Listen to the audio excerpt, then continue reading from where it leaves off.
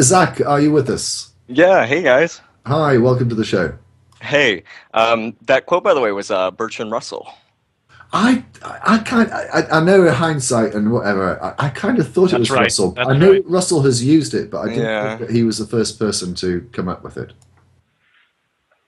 I know I said I wanted to talk about some other things in the message I sent you, but while we're on the topic of, size arguments and things like that, I have to side with Aaron on just the idea of kind of like the futility of solipsism, if you will.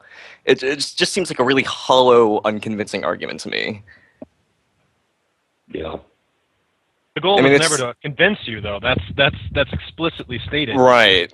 Presupposition is that you were already convinced and are denying, which of course removes the need to behave honestly, to engage honestly, which is why I actually would be willing to take on the apologetic, because it detracts from what is normally a very honest discussion between people of different faiths. It's dishonest and it's unproductive.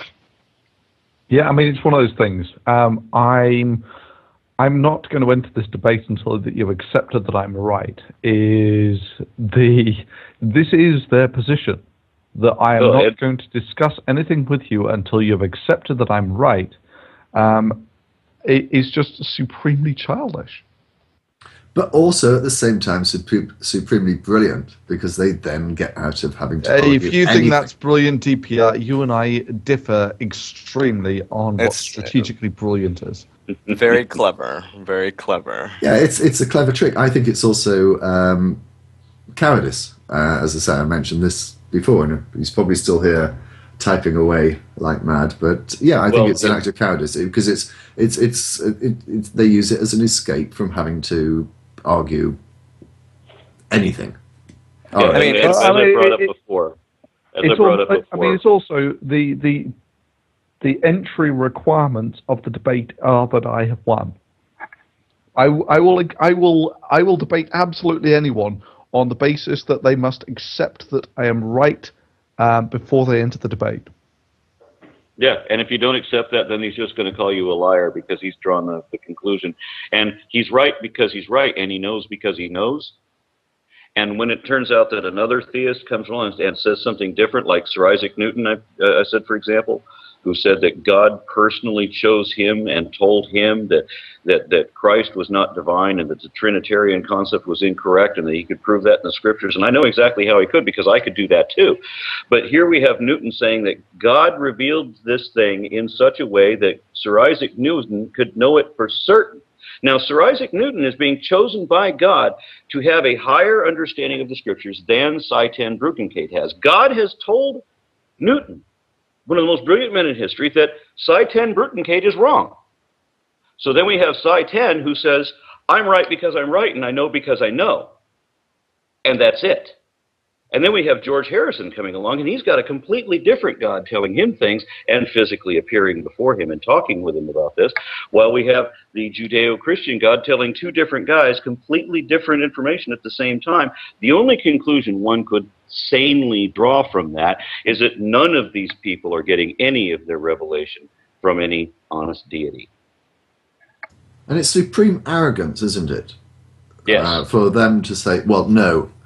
Everyone else that thinks they've heard the voice of God, no, they haven't. Yeah, I have, though. Site 10, the one true channel of the one true God. All the others who have come before, who didn't come out with this brilliant argument that if I start with a presupposition that God exists, then that proves that God exists. We're just lesser mortals. And yeah, that Jesus guy. The one thing that you can say with certainty is this: if God is using psi as a conduit for his message, then indeed God does work in mysterious ways. That actually reminds me of it was basically just a small poem that Hitchens used to love to throw out, and it was and do you think unto such as you, a maggot-minded, starved, fanatic crew, God gave the secret and denied it me? Well, what matters it? Believe that too. Beautiful. Guys, I'm going to have to pack up. I'm really sorry that I was late for the show. I'm sorry that I have to leave early for the show, but, you know, scheduling and airplanes and stuff. Well, someone of your eminence, Aaron, it's a pleasure to have you, even for only 5 minutes. Don't give me all that, man. I'll give you much worse, don't worry. Thank you very much, Aaron. Take care. We'll catch up with you soon. Have a safe flight. We'll pray for you or whatever. I don't know. Zach, was there anything else? Yeah, I actually wanted to. Concordance mentioned something earlier in the show, and it's regarding William Lane Craig and his stance on creationism. And I don't want to take that too far if you wanted to wait on that, but from what I've seen of William Lane Craig, when he's been pinned down in that position, being forced to answer, you know, are you a young Earth creationist? Which, I mean, you can guess he probably is. I've never seen. No, let me pause you there. He's not. And I specifically recall a television program he appeared with Michael Payton on, and I've seen that several times. And during the course of that program, when asked specifically how old is the Earth, he actually says the best understanding that we have is it's about 13.7 billion years old. He is not a young Earth creationist. No. Yeah, my only point is he's actually a fellow of the Discovery Institute, so he's up there with Casey Luskin. I'm sure they come in once a year. You know, I don't think he's there on a regular basis. And also, I think he will preach whatever message he thinks will be congenial to the audience. In that, if you were to push him on it, you know, was Jesus descended from, you know, a monkey man? You would, and then you run into the Hitchens problem. What, that mankind was left to suffer for time until merely 2,000 years ago, when, you know, God, having watched all this cabal of suffering. And have you heard Craig's mankind? defense to that? Nope. He says that, well, if you look at the proportion of mankind that has ever existed, there was only 2% that existed before God came along or Jesus came along. And so that 2% doesn't really matter, because, you know, look at the 98% that have been saved as a result. I mean, yeah, we are the 1%. He says it with a straight face. Or we are the 99%, I suppose. Yeah, that one quote always gets me from Craig, that, what is it, by killing the children, but the recipients of an infinite good by the termination of their earthly phase of existence. I hate that phrase. I could not believe my ears when he brought that apologetic out. I just couldn't believe it. It's mortifying. I mean, and to say it with a straight face in front of a packed auditorium and not get shouted down. I mean, what the hell is wrong with these people? The guy is just justifying killing children. The speech, he was actually booed by a certain section of the audience. A certain section? Why wasn't he booed by the whole of them? I agree with you. I'm not. I mean, but the thing is, this is the wonderful, slimy brilliance of Craig. He can talk in such a way that he can slip this sort of atrocious comment in without people really picking up on it. And that's why, you know, you could argue on him on a philosophical level and do 10 YouTube videos dealing with one argument. But I think it's actually much more powerful if you can just identify certain things that he said. And that particular one, I think, if I'd just done the video that was 30 seconds long, I would have had that clip in it. Because it just stands out as the most hideous thing that anyone can say. They were the recipients of an infinite good. So and this man is, when he says their earthly phase of life being terminated, he's talking about them being stamped on, their heads being bashed against walls, their throats being slit, their earthly phase of life being terminated. Fuck you, Craig. I'm sorry, I'm going to because it really pisses me off. No, you're saying what we're all thinking. And not only that, and then this man turns around and says, "Well, I'm anti-abortion because I don't think that life's sanctity should vary whether it's geographically inside the womb or not. And it's like, what the hell? You're the guy who was just saying that by killing children, you're actually they're the recipients of an infinite good. Yeah, it really makes you wonder if someone can stand up in front of a group of people and be morally or ethically serious and say those kind of things, but he gets away with it. So, I mean, that's what he's going to do. His argument is, and as I say, I mentioned this before, he falls back on the divine command theory that what God says is moral. I mean, he has to, because one of the reasons he has to, and again, this is something I'm going to be highlighting in future videos, one of the reasons he has to say that is because one of his 7 main arguments for the evidence for God is that there is such a thing as objective moral standards. Now, if they did not come from God, that obviously completely defeats his argument. So he's basically stuck with the idea that he has to say that what God says is objectively right. So he's then put in this awkward position where he's got to defend the atrocities of the Old Testament. And that's where, so you just look at the way he delivers that, compared with the way he delivers other speeches. He is incredibly defensive. The body, its hands don't move out from the shoulder width, whereas normally they're out here and everywhere. That smug, arrogant grin that he normally has gone. The tone of his voice has changed. He knows he's on the back foot there. That's the way to be. Don't bother arguing philosophy with him. Just highlight how fucking awful his theology is. This is the thing. Divine command theory. What exactly is a theory about this? We covered this earlier, that theories have predictive capability. Where is the predictive capability of divine command theory? And further, divine command theory is basically an exact restatement of what God says is right is right. That's the entire extent of it. What exactly makes this a theory? Well, why is evolution only a theory? No, I'm not going to go into the semantic game. But yeah, you're DPR, right. It's not a theory in that way, but I'm not going to. I wouldn't take that point. It's bollocks without having to take a semantic point. Concordance. No, I'm pointing something back to you, DPR. I watched a video by Theo Warner where he says you're very similar to fundamentalist Christians. That you're sort of joined at the hip with the fundamentalists because. Well, I am.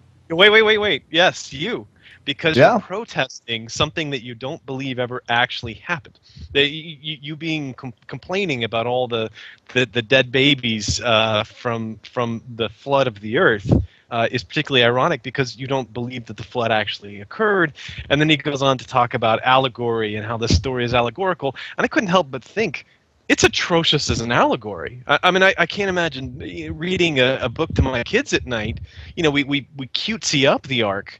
But those were the only people who survived God's wrath. I mean, you're talking about the entire population genocide, complete and total genocide. So how do you respond to being a fundamentalist? I have to say, if you're talking about Theo's latest video, I watched the first 2 minutes of it, and I stopped it. I simply couldn't be bothered to go on any further because he spent the first minute telling me what I thought inaccurately, then building up a straw man on the conclusions of what he thought I thought, and then trying to knock the straw man that he'd built on completely shaky foundations. I mean, at some stage within those 2 minutes, he tells me that I actually believe the Bible is true. I honestly, it was disappointing because normally Theo is not daft, but that video, I just simply couldn't be bothered watching it. And I'm sorry, the point is very simple. Obviously, I don't believe that the Bible is true. I'm basically what I'm doing, and the title kind of gives it away, doesn't it? God is not good. I am using what we know about the Christian God as portrayed in the Bible. That's the best evidence that we have. This is what Christians always tell us. And I'm quoting their words, or God's words, back at them. I simply cannot be bothered dealing with the sort of argument that I anticipate Theo is going to go on to make. So, yeah. I mean, this is the thing, right? Coming back one step. So Craig presumably doesn't accept the Noah's flood, Garden of Eden, talking snakes and all that sort of thing. But he's perfectly happy to believe that when God turns up and says, Women and children, spare no one. I think Craig does accept flood. It doesn't. Well, if he doesn't accept if he accepts the geological timeframes, does he think that nothing happened and then God just poofs Adam and Eve into existence?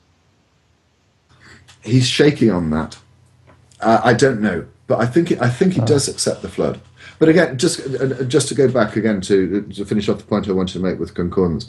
I mean, again, if people misunderstood it, I simply do not know how to make the message any more clear. Yes, because of the indoctrination in the broad society way, as well as within children, Noah's flood and the story of the flood is seen to be a good thing. Toys are made of it. I mean, I kid you not, put Noah's Flood toys or games into a Google search and you will get hundreds of thousands of hits. And it's all lovely, it's all games and toys and whatever. You can actually also go to Christian sites and you will get Noah's Flood games that actually apparently include a moral lesson for the children as they're doing this. And the reality, and because the society has got so confused about this, they forget the reality of it. And the reality is God committed global genocide by drowning people. That is not nice. People let me clarify something. Frightened, drowning, terrified. I mean, as the clip says from the God on Trial, what could they have possibly have done to have deserved that? What about the poor animals, too? But I'm reading here from reasonablefaith.org, /animals suffering 1. And William Lane Craig is answering a question about the mass extinctions and how they were part of God's plan. And it's more atrocious theology, stuff that really shocks me. But one of the things here is that he actually does believe in the Noah's flood. In Noah's flood, numerous animals were destroyed as part of God's overall judgment on the world and its sinful condition. But what about these other extinction events? Could they, if the evolutionary story turns out to be largely correct, have any providential purpose? Indeed, they could. So God saw fit to destroy all the animals on Earth in asteroids or whatever in order to make way for humans. And I suppose he extinguished all the human life on Earth to make way for some other purpose. You know, he's the equivalent of the highway construction crew that demolishes the house to make way for the highway. I know that Craig has certainly put out the videos where he questions the validity of evolution. Yeah? You must have seen those, where he basically advocates the Discovery Institute's position that it's too improbable, therefore if evolution does happen, then it's a miracle and proof of God. I'm not saying you're wrong, Thunder. I have not seen, I don't recall ever seeing Craig talk about evolution. He tends to steer clear of these sort of things. And as you say, he says what the audience wants to hear. And this is why I think he's a duplicitous piece of shit. But and this is why when people say, oh well, he's agreed with the geological timeframes. If he has said diametrically opposite things, the thing that you take home from this isn't that, well, he agrees in the geological time frame. It's that he's either duplicitous or indecisive. Well, to be honest, the one thing that he says that I think should just end any credibility or time that anyone spends on him is when he says, if the evidence was against the existence of God and the Holy Spirit, then I would assume that the evidence was wrong. I mean, at that point, as far as I'm concerned, it's end of conversation, because he's basically admitting that he's not. He's adopted Satan's position. Yes, he has. Well, so this is what I was talking about. The opposites of science and apologetics is one starts from the facts and moves towards a generalized theory, and the other one starts from the conclusion and works its way backwards to accept and reject those facts that support the conclusion. And that's exactly what apologetics are. That's what makes them, I think, largely intellectually dishonest. Yes, and this, again, this is a point I made in the first one of the videos. You know, when he comes out with a statement like that, when he attaches himself to academic institutions that have a mission statement that basically said, this is what we believe, regardless of this is what we're going to believe, then any credibility he has as an academic or intellectual or whatever, I'm sorry, it's just all gone. Zach, I'm going to come back to you, and then we're going to take the next caller. Sure. I didn't want to dredge back too far, but going back to the LSEA and other things like it, I was just kind of curious, Concordance, where do you think we stand on bills that are popping up like this, primarily in places like the South, back from Dover, the Dover trial, how we're seeing kind of a change in attack style coming at these kind of evolution bills? Yeah, obviously the lawyers have sat the Discovery Institute down and said, look, this is not going to work. You know, we've come down from high courts. It's a loser at the Supreme Court. There's no way to take it on directly.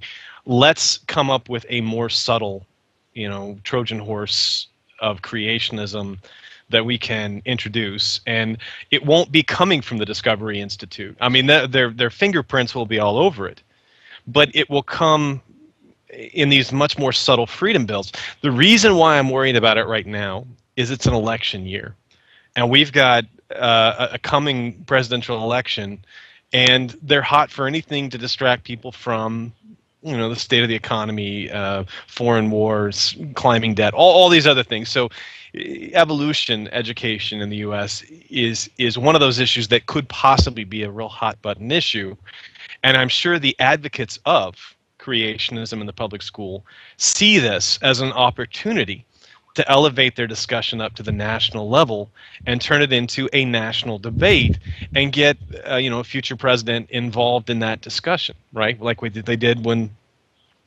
George W. Bush said, I do think they should teach both sides. That's the kind of thing they're looking for right now. So I'm sure that they're trolling right now as many state legislatures as they can in order to time this out so that it comes up during the presidential elections, because it'll come up in the debates.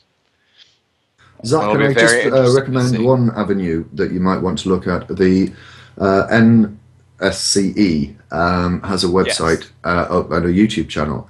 And the issue of these freedom bills is something that is discussed in speeches, in particular by Eugenie Scott, but also other members of the NCSE, and they are on YouTube.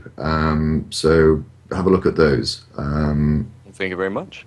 And have a look at their website as well. You'll get information.